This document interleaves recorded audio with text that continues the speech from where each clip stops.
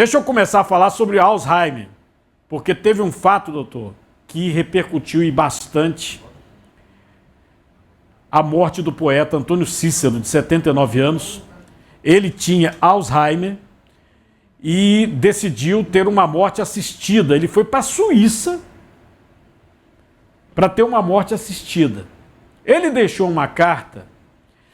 Nessa carta ele dizia que a vida ficou insuportável para ele depois do Alzheimer. E aí, existe hoje tratamento para o Alzheimer, doutor? Sim, existe tratamento para o Alzheimer, tá? Existem algumas medicações que melhoram a qualidade de vida no Alzheimer.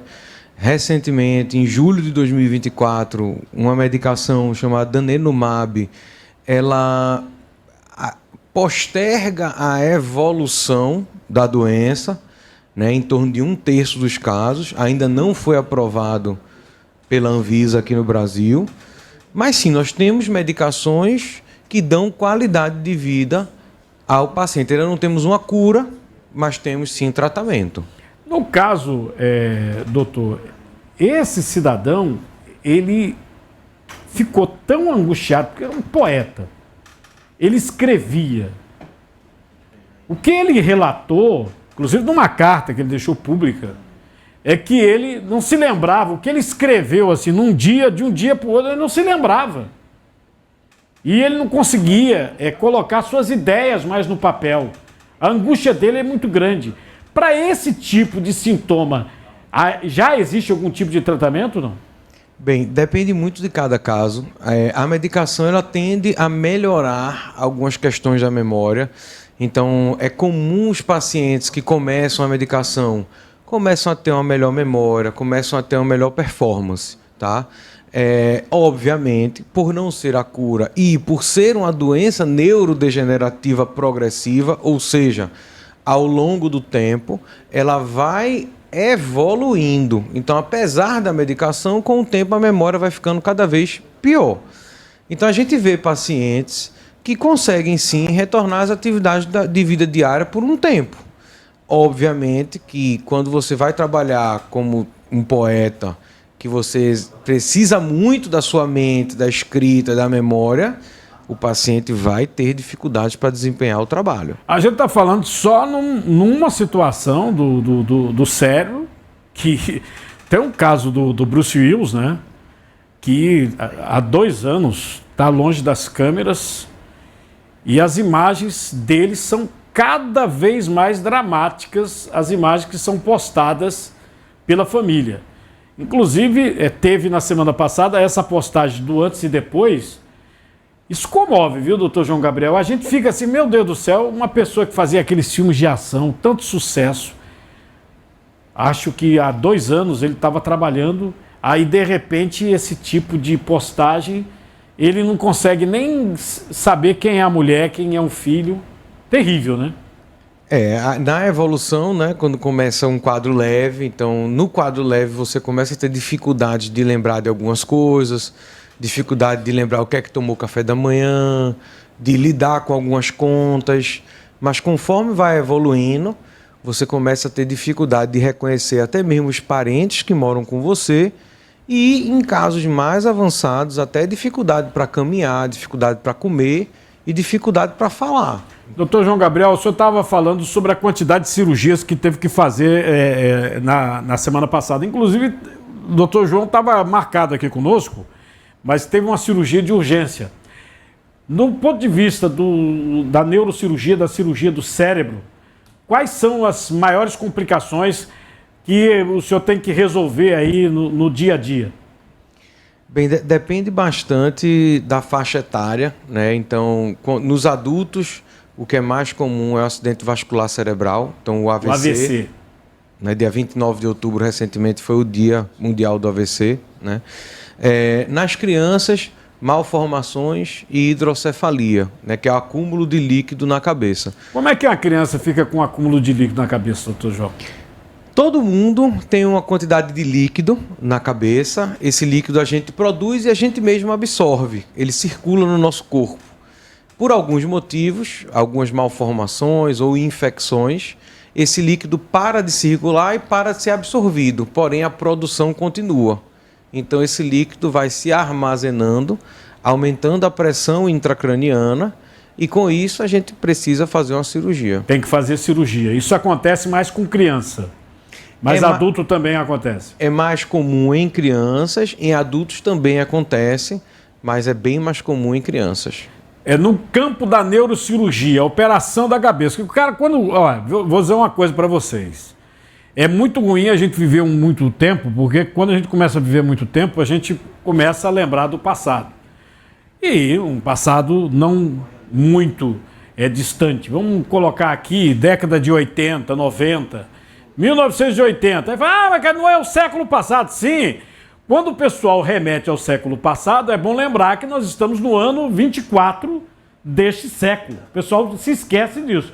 Então, século passado, do ponto de vista histórico, é ali. E ali, quando falava assim, eita, vai ter que fazer uma cirurgia na cabeça. Eu falava, eita, tá morto. O senhor lembra disso, né, doutor João?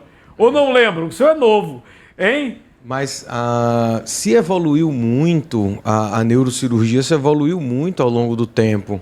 Hoje, cada vez mais com microscópios mais precisos, a introdução da tecnologia robótica, o diagnóstico cada vez mais preciso.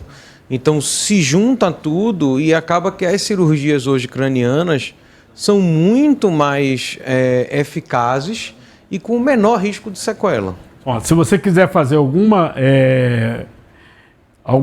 pergunta, né, feito o Will, é verdade que colesterol mais medicamentos para colesterol pode dar o resultado Alzheimer? Os pacientes que têm o colesterol elevado, eles têm um problema maior de vasculopatias, problemas vasculares, né? Porque o colesterol ele entope os vasos.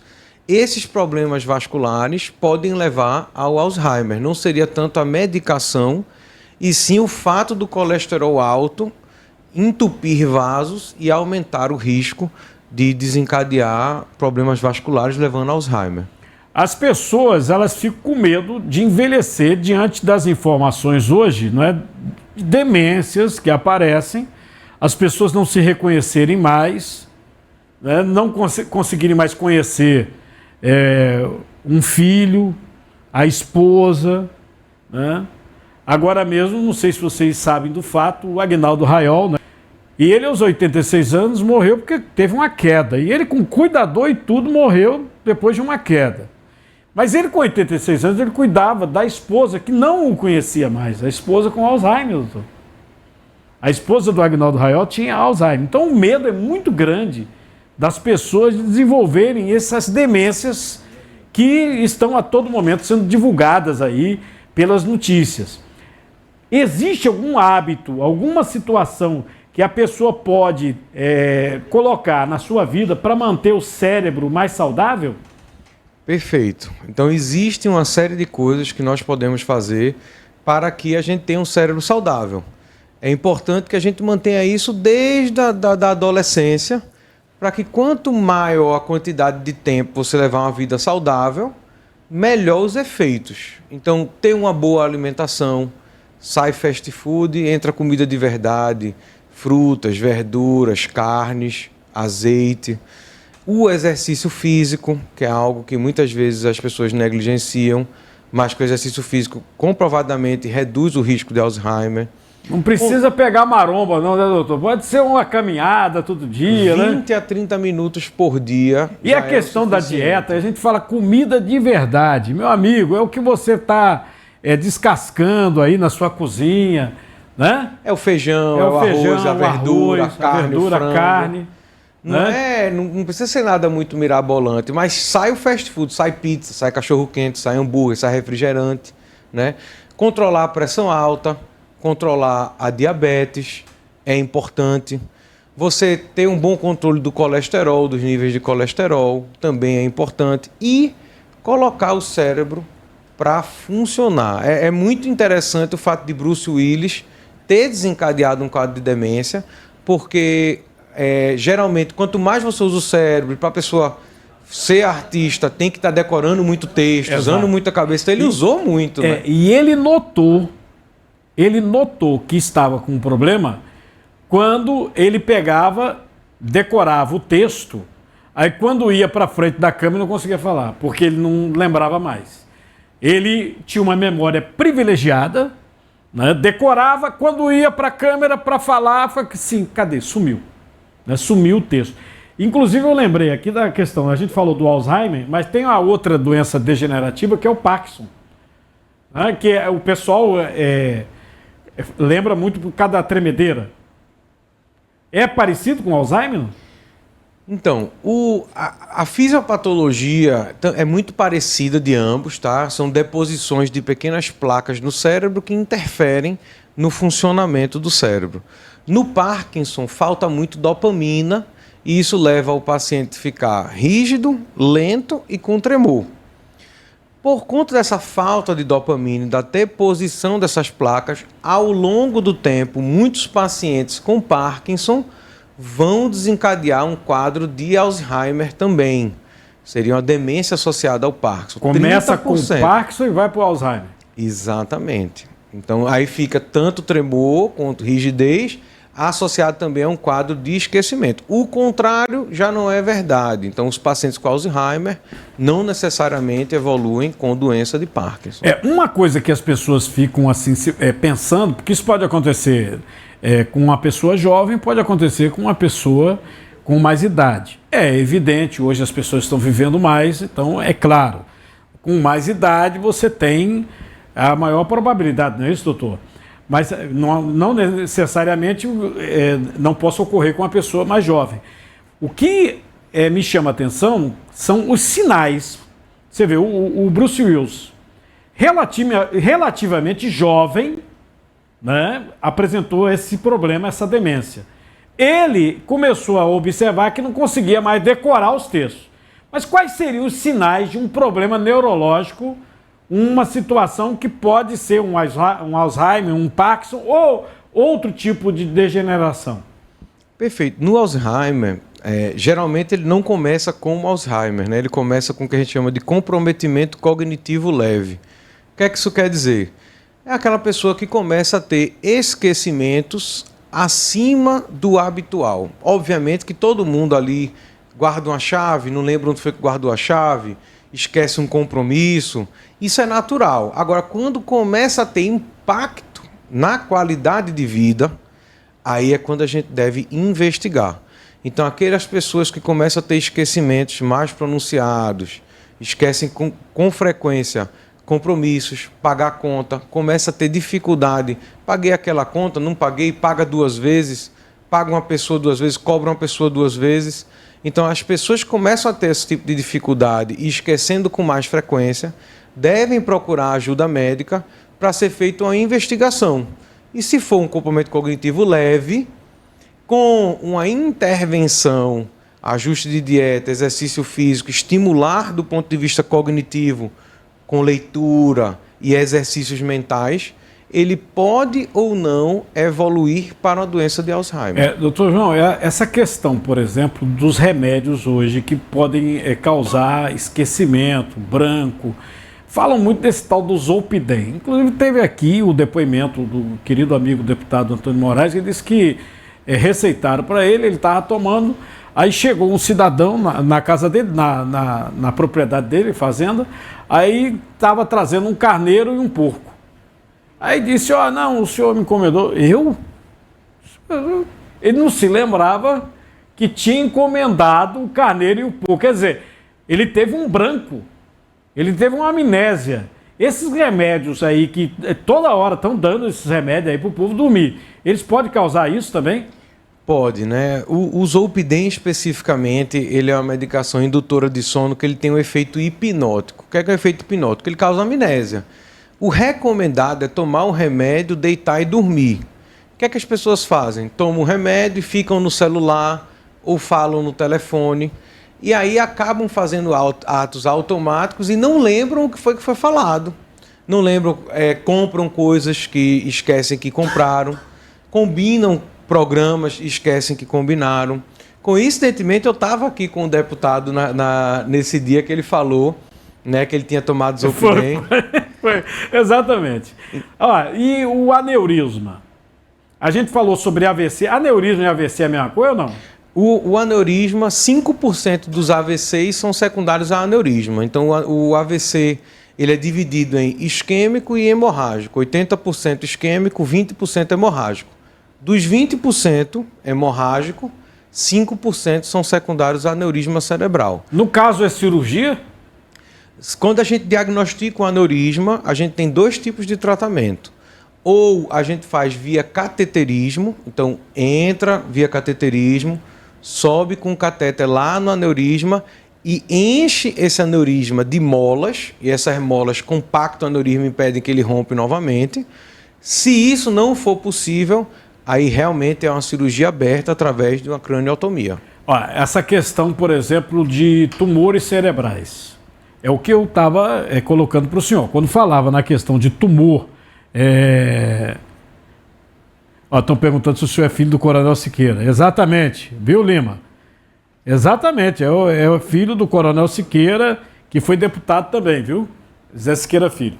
Então, doutor João, veja só, com referência à pessoa que tem um tumor cerebral, né, mesmo sendo benigno, que ele chama de benigno, não sei que danado, porque só o tumor, falar em tumor a gente já fica assustado. Mas é o seguinte, mesmo sendo benigno, quando é que tem que operar? O senhor olha, tem que tirar, tem que operar, o risco é grande, mas tem que fazer.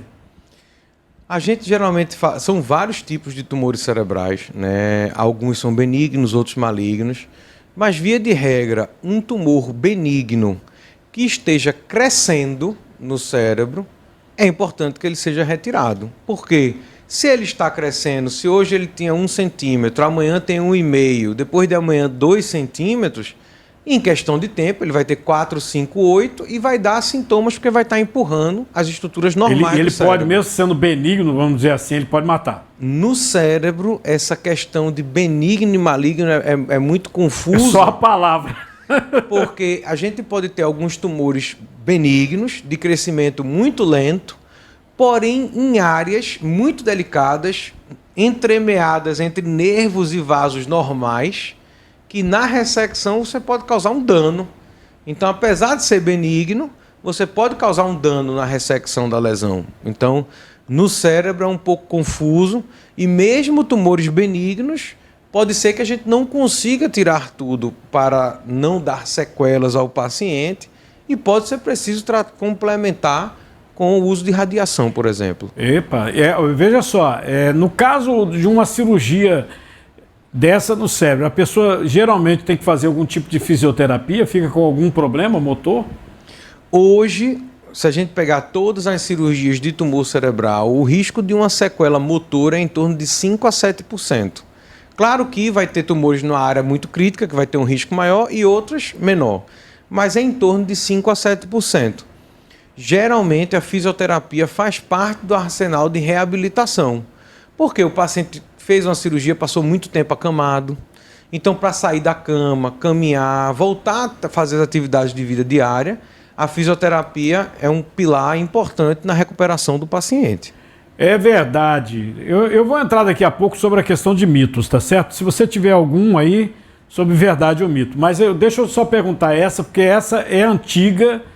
O pessoal sempre dizia, quando você toma um mereré, tomou um mereré, foi grande aquele mereré, né? Ficou meio tontinho e não sei o quê, você está perdendo neurônio. Está perdendo neurônio. Ah, esse tipo de droga, a mais simples, até aquela que o STF aprovou e tal, vai tirar um pouquinho dos seus neurônios. Então, você, com o passar do tempo, você vai ficar comendo neurônio, vai ficar meio doidinho, né? Realmente isso acontece ou a pessoa recupera os neurônios perdidos, doutor? Não, os neurônios perdidos, eles não se recuperam. O cérebro, a taxa de multiplicação neuronal, ela é praticamente irrisória. O que acontece é que são novas conexões, elas podem ser formadas. Célula mesmo, você não vai ter nova. Não vai ter nova. Você pode ter uma conexão, uma ramificação. Exatamente. Tipo uma veia. Exatamente. É aquele paciente que tenta criar, né, novas conexões, novas estradas. Mas uma vez que uma estrada está destruída, pode ser criada uma nova estrada, mas aquela estrada já foi. Então, o uso de álcool, o uso abusivo do álcool é um fator de risco para o Alzheimer. Por quê? Danifica o funcionamento do cérebro, mata neurônios e degenera o cérebro. E aí já facilita o aparecimento de outras demências. Tá vendo? Isso é verdade, não é mito. Né? Aquela bebidinha que você toma mais no final de semana, seus neurônios estão indo embora. E você vai ter que fazer novas ramificações, né? Você pode ter esquecido uma coisa. Por isso que a pessoa esquece tanto quando bebe, né? Exatamente. Então, não é conversa, então, doutor? Não. Esquece mesmo. O álcool, ele age tanto no cerebelo, que está relacionado com a coordenação, por isso que anda trôpego, fala arrastado, pode cair, porque o cerebelo que está relacionado com a coordenação está intoxicado com álcool, e ele também intoxica várias áreas, como áreas de memória e áreas do comportamento. Por isso que, em termos de comportamento, faz com que você faça coisas que naturalmente você não faria, e a questão da memória faz com que você esqueça, não só esqueça as coisas depois, como também esqueça naquele momento de coisas habituais da sua vida, que você geralmente sabe, naquela hora que está sob o efeito do álcool, você não lembra. Tá vendo? Então não é aquele pessoal que esquece, não é só, viu? É não.